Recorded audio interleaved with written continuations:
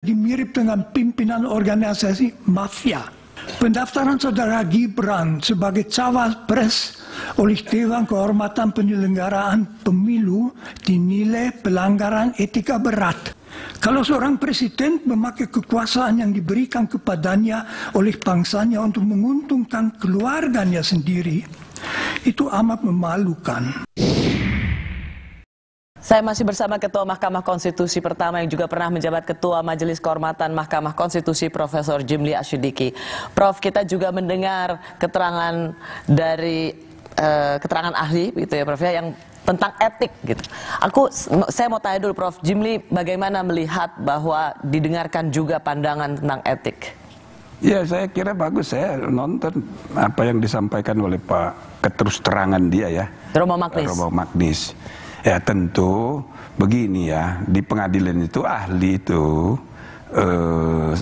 seobjektifnya ahli di dalam persidangan itu kalau dia diajukan oleh pihak, maka pihak itu akan ngecek pendapatnya dulu, cocok nggak sama dia. Maka ahli di persidangan pengadilan itu ya tidak bisa dikatakan sepenuhnya objektif.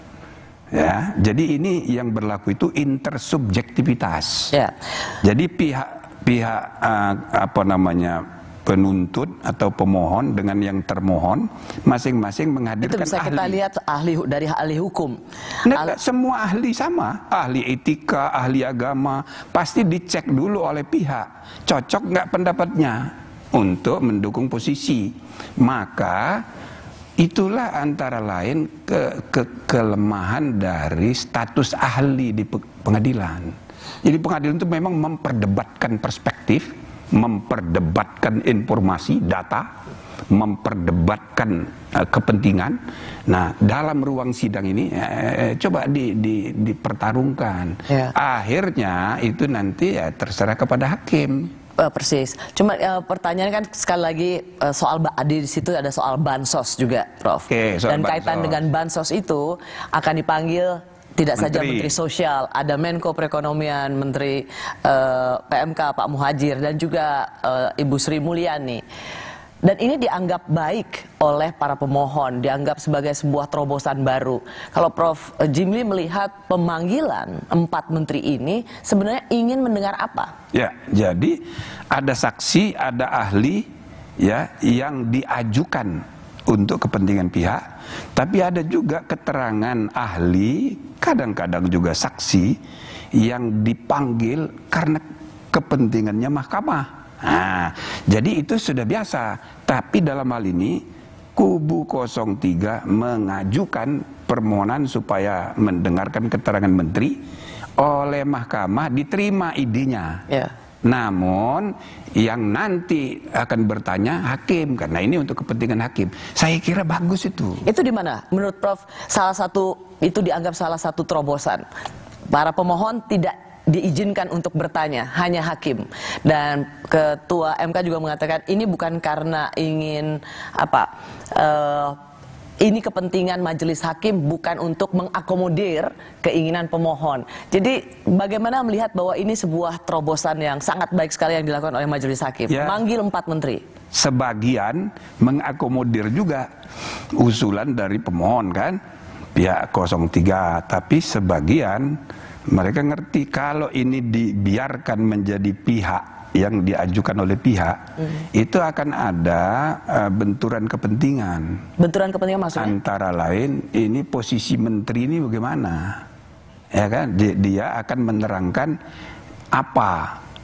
Ya kan, kok sepertinya berpihak kepada salah satu kelompok.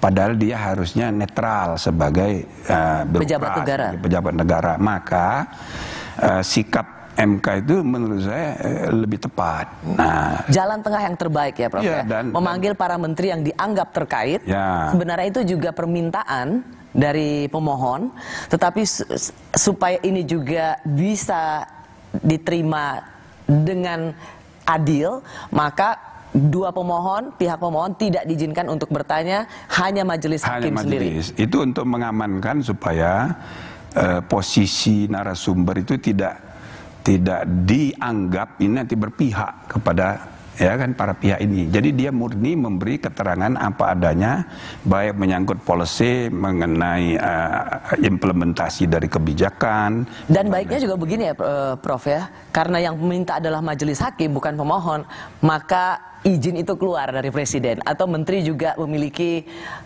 kewajiban untuk datang. Karena kalau misalnya diajukan oleh pemohon, menteri bisa nolak. Bisa nolak dan bisa tidak diizinkan. Misal Kapolda mau dikirim jadi saksi, diajukan, itu kan akan ada benturan kepentingan. Jadi kalau misalnya Kapolda dipanggil, bisa macam-macam itu.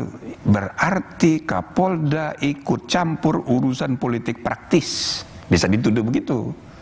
Nah maka jalan yang lebih baik, misal itu diajukan, Mahkamah menilai, oh penting juga ini Kapolda dipanggil, bukan karena diajukan oleh pemohon, karena kepentingan majelis hakim untuk mendengar. Nah gitu, termasuk ada ide untuk mengajukan juga Kapolri, Kabin, gitu kan. Bisa aja kalau memang Mahkamah menilai memang ada kebutuhan. Berarti wajar.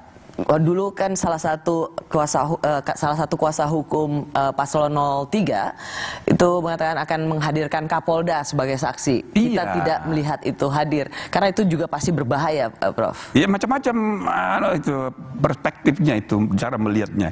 Waduh, ini dia main politik ini. Waduh, berarti gitu. Karena pihak yang berperkara itu kan diberi hak untuk mengajukan saksi yang memperkuat dirinya, ahli yang memperkuat dirinya. Berarti seorang pejabat kalau dia bersedia menjadi Kapolda saksi, ini misalnya, iya kan, jadi ahli di pihak, itu berarti dia berpihak. Nah itu kan jadi buah si malakama, pasti dia nggak mau. Atau kalau dia mau, bisa dipecat dia oleh Kapolri. Nah gitu loh. Terlepas apa yang dia katakan ada mengungkapkan kebenaran. Apa yang dia ungkapkan, nggak boleh sebagai Kapolda, nggak boleh ikut berpolitik, berpihak ke ini. Prof, kalau kita lihat sebenarnya apa yang dikatakan oleh para menteri itu semuanya sudah terpublikasi.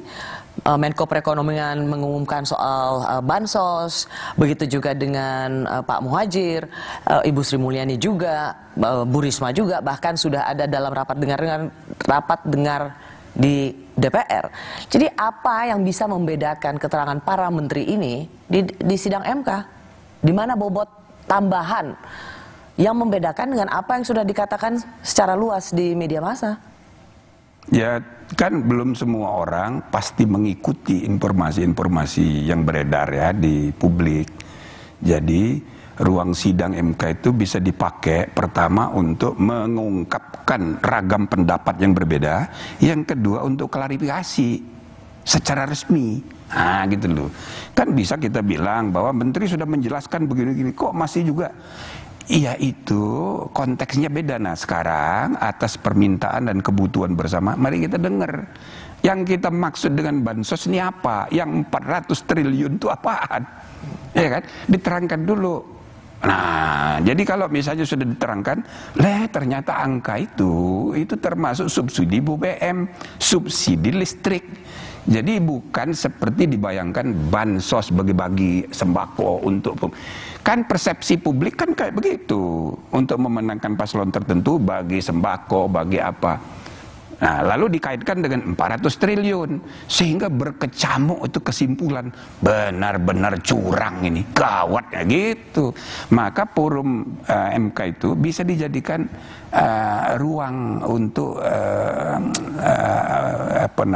public education gitu kan, untuk memberi keterangan yang sebenarnya, untuk klarifikasi sekaligus juga mengkonfirmasi perbedaan persepsi, perbedaan pendapat. Kan ada 3 sebab orang berbeda pendapat. 1, perbedaan data. Ini kan berseliweran, hoax, banyak sekali. Makanya dibilang oleh para ahli, zaman sekarang zaman post-truth. Nah data ini kalau dicocokkan, ketemu kita melalui proses musyawarah, perdebatan resmi di ruang sidang. Yang kedua, perbedaan sudut pandang. Beda, kubu 1, kubu 2, kubu 3 itu pasti beda. Kubu pemerintah pasti beda.